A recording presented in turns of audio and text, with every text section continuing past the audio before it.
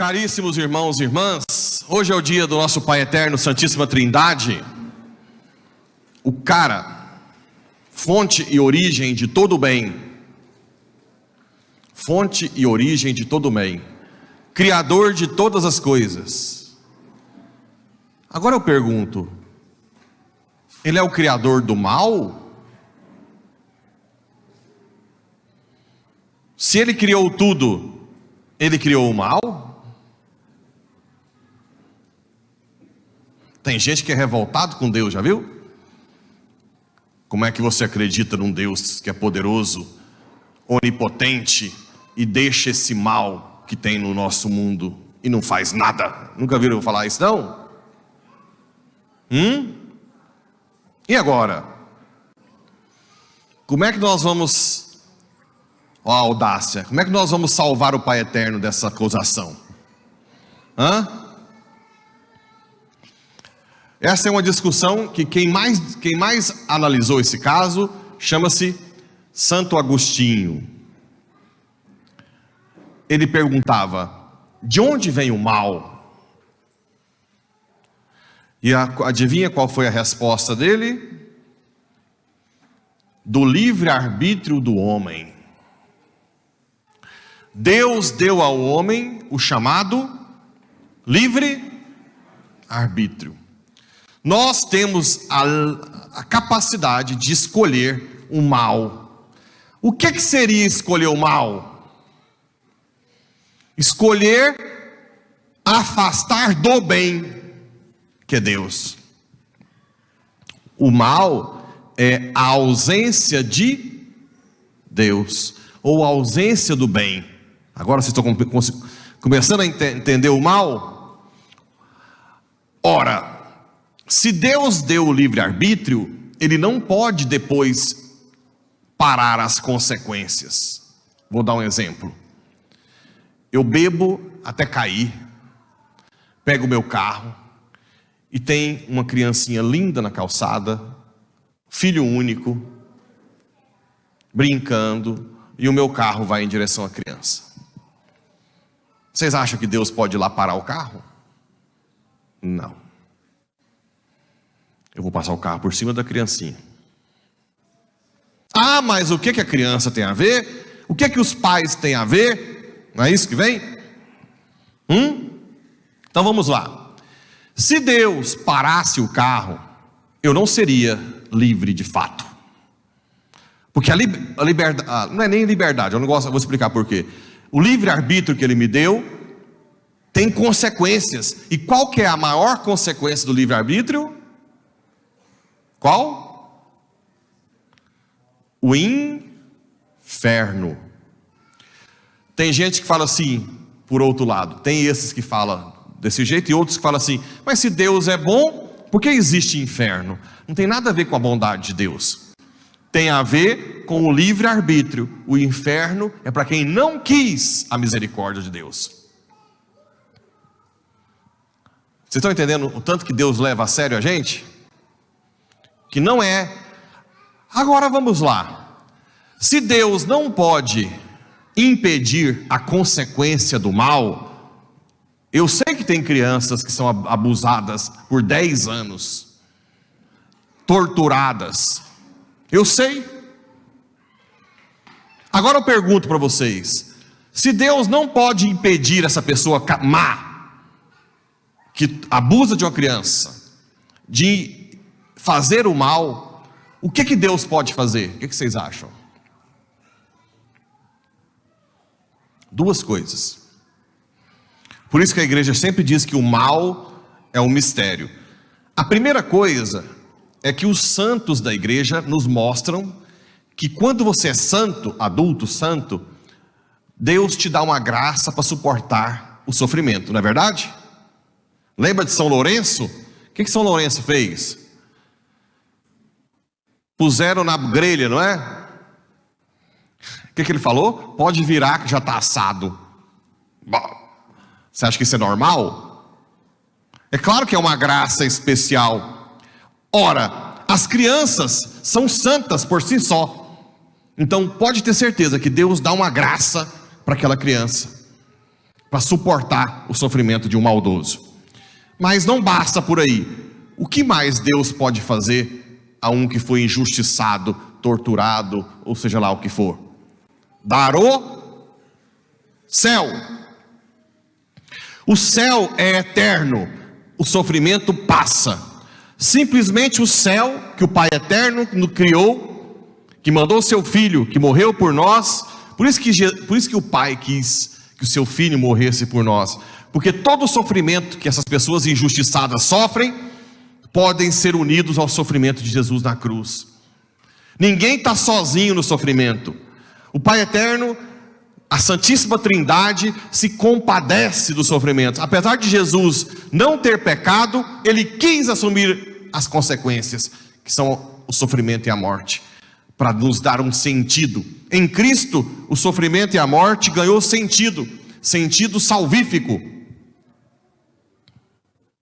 Então, aquela criança que eu matei com o meu carro, ou que foi, Deus vai dar o céu para sempre. E naquele momento, padre, mas você está falando de uma coisa teórica. Vai, faz a experiência e vai no hospital de câncer de pediatria. Vocês vão ver o que eu estou falando. Os pais geralmente ficam arrasados e as crianças brincando, a não ser que está fazendo alguma coisa com elas. Alguém já foi Eu já fiz isso muitas vezes para observar a criança, porque criança é igual santo. Como a gente tem que aprender com os santos, você vai lá, pode ter o câncer que for. Se não tiver ninguém mexendo com elas, quando vai pegar veia, aí chora, claro, né? Nem tanto. Mas passou dali, está lá com carrinho, ou não? É um mistério o sofrimento. Conseguir salvar o Pai Eterno? Que audácia, hein, Pai? O Senhor do Universo. Ele, na verdade, Ele nos leva a sério. Ele nos leva a sério. Assim como Ele provou o seu amor, por que Ele quis que o seu filho sofresse tanto? Que o próprio Deus, né? Na nossa formação dos dogmas, eu falei das heresias, que tiveram heresias, por exemplo, que disseram, não, a carne de Jesus não é a carne humana, é uma carne mais celeste. Os donatistas. Por que os heréticos negavam que Jesus era Deus? Porque eles não concebiam um amor tão grande. Como é que Deus vai morrer na cruz? Tem que amar demais. Enquanto Deus não se encarnou, o povo falava assim, será que Deus ama mesmo? Porque nós estamos sofrendo aqui demais. Agora não. Agora a gente sabe que Deus se compadece do nosso sofrimento.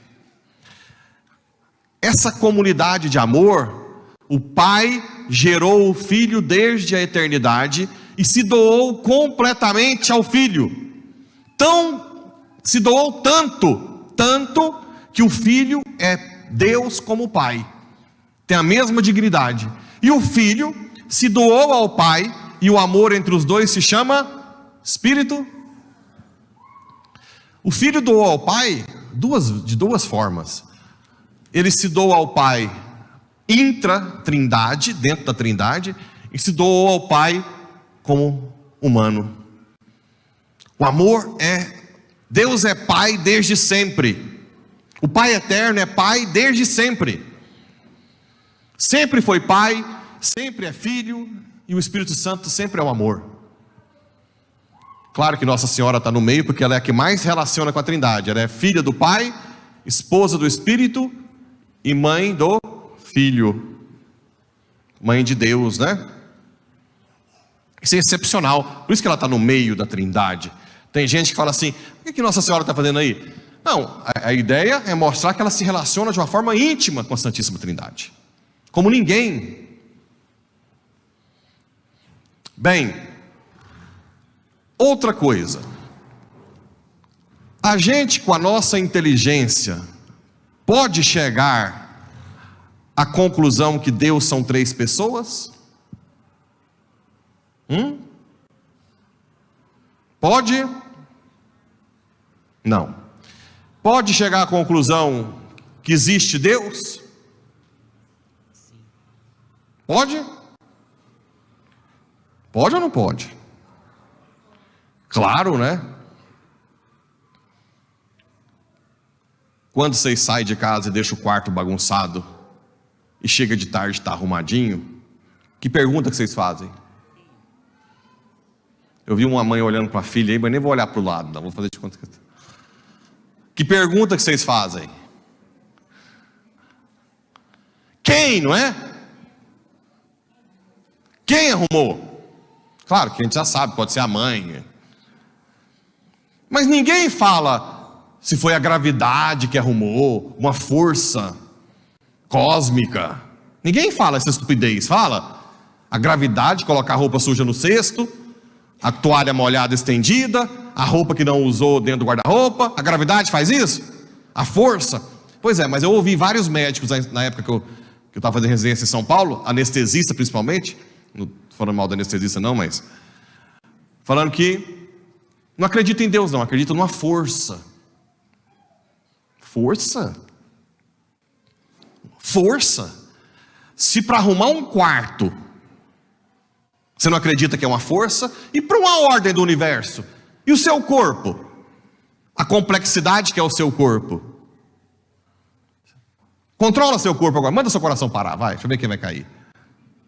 Manda. Você não manda nem você, criatura. Uma força. Força é submissa a alguém. Então o que é a primeira coisa que a razão diz? Toda ordem tem que ter um ser inteligente por trás. O quarto teve que alguém inteligente ir lá arrumar. O universo tem que ter alguém inteligente. É ridículo achar que Deus não existe, que o Pai Eterno não existe. O que mais? Os seres irracionais, a vaca. A vaca se realiza todos os dias, não? Quem mexe com gado aí? Levanta a mão. Carlinhos, como é que a vaca se realiza? Quando que você vê uma vaca feliz? O que ela está fazendo? O que extraordinário a vaca faz? Comer capim, tomar água, ficar na sombra, ou então reproduzir. É isso que realiza uma vaca. Agora, se a vaca não pensa, quem que pensou tudo para a vaca? Deus, é claro, é. Ou vocês acham que as células por acaso se juntam, aí formam um estômago ruminante, né? A vaca rumina, volta. A vaca tem celulase, que quebra a celulose do capim. Nós não temos. Se você comer capim, vai tudo no cocô. Quase tudo, né? Alguma coisinha, uma clorofilazinha, ele pode ter, essa que absorve. A vaca, quem pensou tudo, meu Deus? Quem pensou a água se ela tem sede? Vocês conseguem ver o tanto que é ridículo achar que Deus não existe? O que mais? Aristóteles, ele dizia que para todo efeito existe uma causa. Mas Aristóteles dizia assim, mas isso não pode ir ao infinito. Eu não posso ter infinitas causas. Porque se não existir a primeira, não existe a do meio, concorda?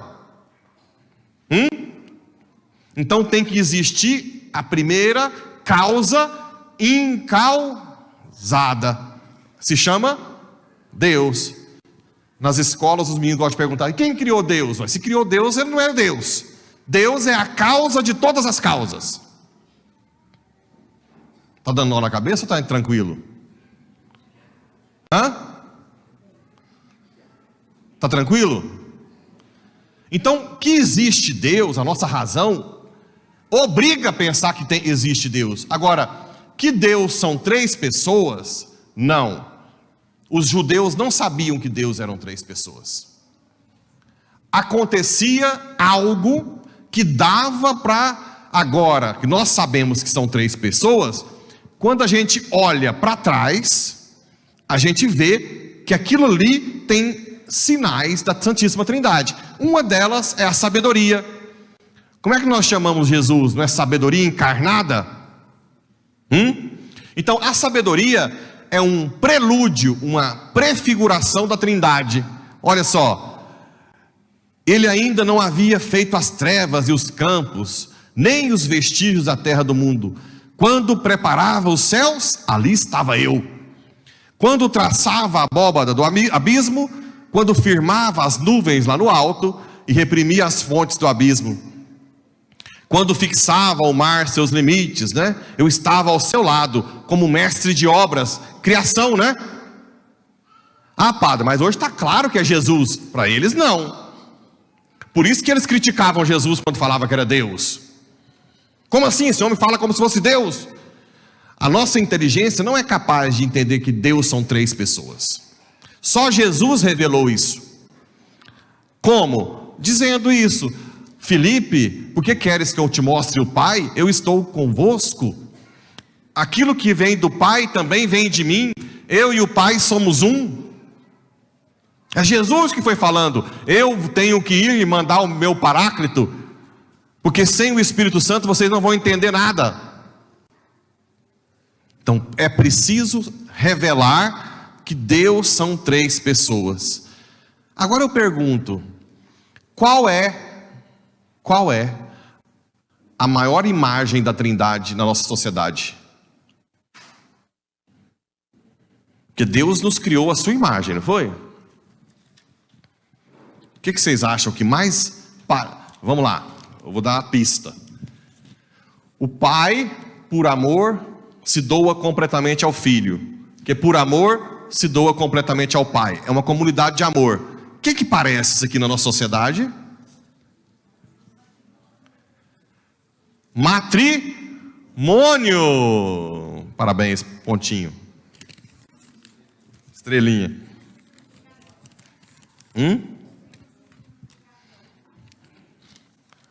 Eu tenho poder de mandar para o purgatório. Tirar eu não consigo.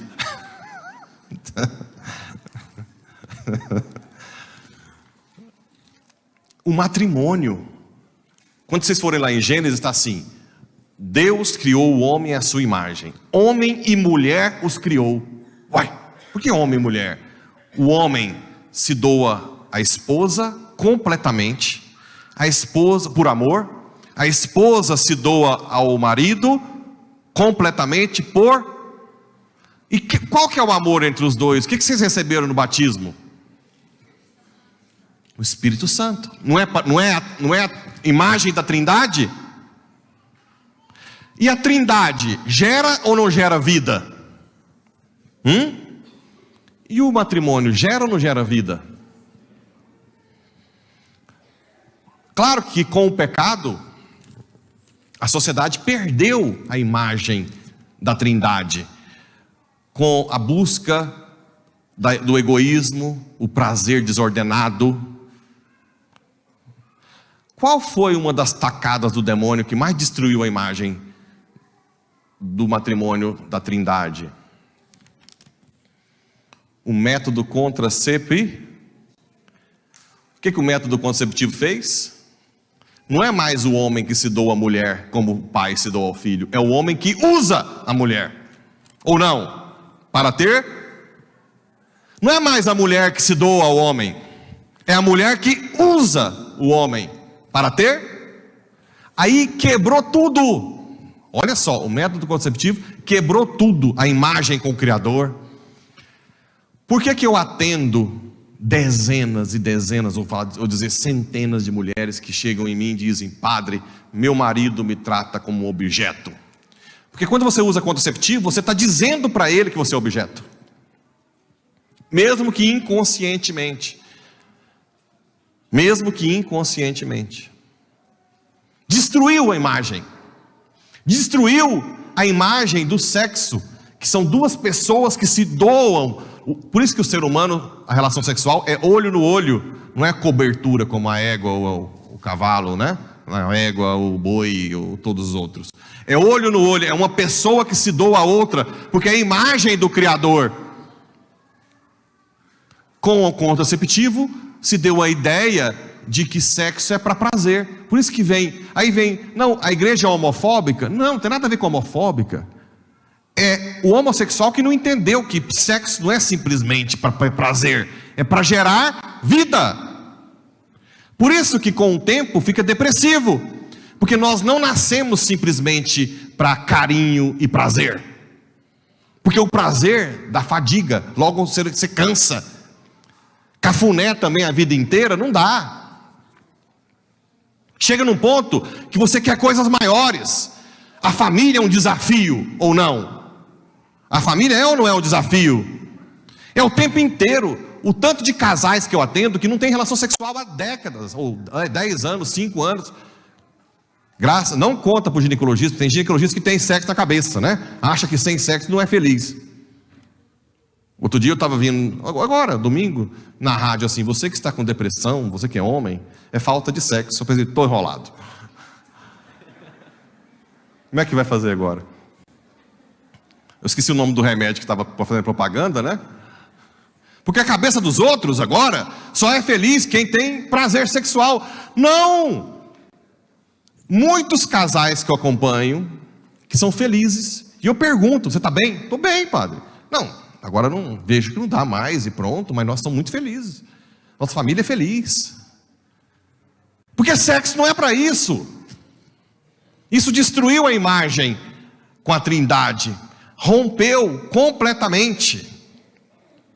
Por isso que a gente faz aqui, tem os instrutores. Tem instrutor de método Billings aqui? Cadê? Nenhuma. Nós temos instrutores porque o método Billings vai restabelecer essa relação. Não é só um método de espaçamento, mas de autoconhecimento. Isso restabelece a dignidade, a imagem com o Criador e a alegria. Tem muitas mulheres que começam o método Billings falando assim: eu vou fazer porque aquele padre mandou, mas se eu engravidar eu vou processar vocês. Aí o marido começa a vir, aí os dois têm mais diálogo, os dois melhoram o relacionamento, não tratam um mais como objeto, porque o método contraceptivo, e depois passa um tempo, a instrutora olha lá e fala assim: ué, vocês tiveram relação no dia fértil? Ah, sabe o que é? Eu e meu marido estavam pensando melhor, e nós queremos ter filhos. Muda completamente. E adivinha quem é que foi o profeta do problema do contraceptivo?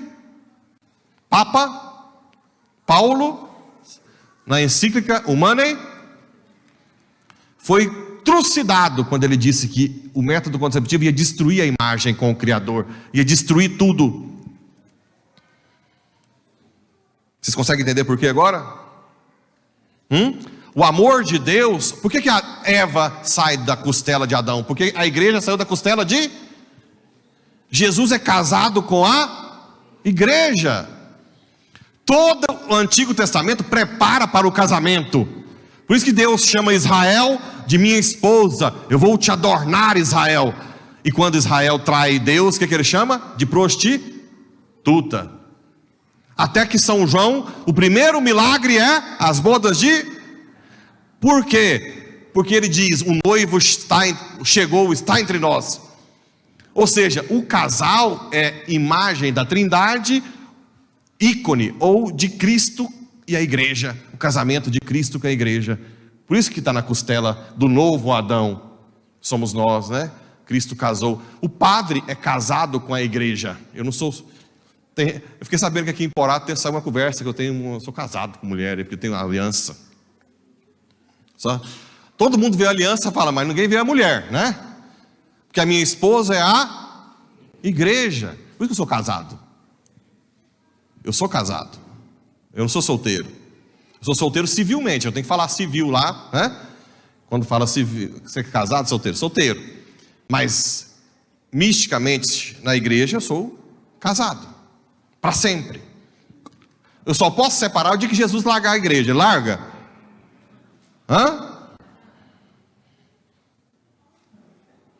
Entenderam um pouco da Trindade? A importância? O tanto que nós somos imagem. Você viu o tanto que Ele nos ama? A um ponto de fazer a família Por que o demônio hoje só ataca a família? Porque é o núcleo mais sagrado. Quanto tempo que Jesus ficou na família? 30 anos. 3 anos de missão. 30! Ele ficou com Nossa Senhora 30 anos. Com São José eu não sei, porque eu não sei quando que ele morreu. Ele ficou 30 anos em família. Entende porque que o demônio quer destruir aborto, ideologia de gênero, feminismo. Por que só ataca a família? Porque é o núcleo mais importante e sagrado de Deus. É ali que está é a igreja chamada Igreja Doméstica. Então vamos hoje pedir para o Pai Eterno restabelecer a dignidade. Eu quero que pelo menos nessa paróquia, nós temos instrutores do método Billings. Não precisa ter medo, calma. Não, padre, mas eu não dou conta, eu tive trauma, uma gravidez que deu eclâmpsia. Calma, venha aprender o método. Vai ter agora em setembro novas formações, vai começar para novos instrutores. Quem quiser fazer inscrição, e nós já temos instrutores. Calma, venha. O Espírito Santo faz coisas incríveis. Eu tenho testemunhos enormes. Hoje de manhã tinha um amigo meu jovem, que eu até expus, acho que ele não veio não, Leonardo, né? Veio, né? Não. Falei para ele vir de novo, eu falei, também não, né? E um dia ele chegou em mim e falou assim, padre, a gente segue o método Billings, é espetacular. Conhecer a minha mulher me deixou encantado. Eu falei, gente, mas saiu água de pedra, eu não sabia que ele ia falar isso não, né? É belo, os testemunhos, o marido começa a dialogar com a esposa com o marido, se transforma em outro ambiente. Vocês voltam a ter imagem com a Trindade. Voltam, né? Hoje tem um monte de médico que não dá conta de raciocinar sem método conceptivo, foram treinados. Põe DIU em criança, DIU que é abortivo, vai destruindo desde cedo. Tem um filho, já quer pôr DIU, não dá conta, qualquer coisinha que vai lá, está com acne, pílula. Que coisa horrorosa que nós estamos vivendo. E quem está por trás disso, que são os mesmos que estão por trás do aborto, pagam milhões para levar para o Havaí os médicos, para ensinar para eles, e não dá conta de raciocinar, conta nos dedos. No Brasil, os ginecologistas que dão conta de se libertar dessa escravidão. Um é o doutor Eduardo Honorato, a Marisa até teve com ele, está lotado de gente atrás dele, para marcar 6 meses, porque ele não se rendeu à cultura da morte e destruição. Então, aprendam o método, amem a Santíssima Trindade, amem o Pai Eterno, e eu tenho certeza que vocês vão ser as pessoas mais felizes do mundo, mais plenas. Nós não realizamos facilmente como a vaca. Para nós não basta comer, beber e sexo. Para nós nos realizarmos plenamente, precisamos amar com amor ágape. Lembra do amor de dar a vida? Por isso que só sexo e carinho não sustenta ninguém. Tanto homo como hétero. Esse negócio de ficar só sexo e carinho. Isso não preenche. Nós nascemos para um amor de dar a vida. Por isso que nos cursos de noivo, eu passo um vídeo do marido que cuida da esposa há 12 anos. Quem já assistiu esse vídeo no curso de noivo, levanta a mão. Lá. 12 anos com ela, esclerose lateral amiotrófica. Ela só mexe os olhos. E ele diz o seguinte: eu sou o homem mais feliz do mundo. Por que ele é o mais feliz do mundo? Porque ele aprendeu 2 coisas. Que a doação, ele se faz semelhante à Trindade, e que a felicidade é um dom de Deus. Dom, e Deus, é claro, vai dar a felicidade a quem ama como Ele ama.